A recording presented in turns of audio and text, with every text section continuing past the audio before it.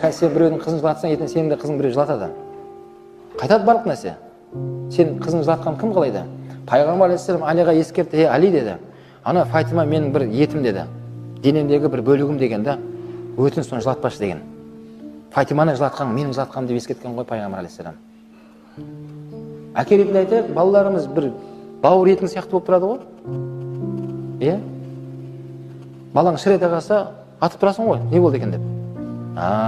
Демек сенің үйіндегі анау қабырғаң, әйелің Құдай қосқан қосағың кімнің қызы ол? Ол да біреудің қызы ғой. Онда әке-шешесі бар. Ол да біреудің аялаған бір әулеттің қызы.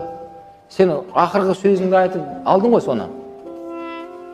Бақытты қылам, бүткіл нәрсеге орап тастайым, алтынға көміп тастайым деп алдың ғой.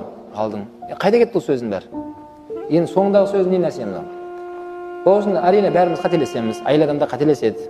Күллі бәни адам хаттауын деген пайғамбар алейхиссалам, әрбір адам баласы қателесуші дейді. Бірақ ең қайырлысы сол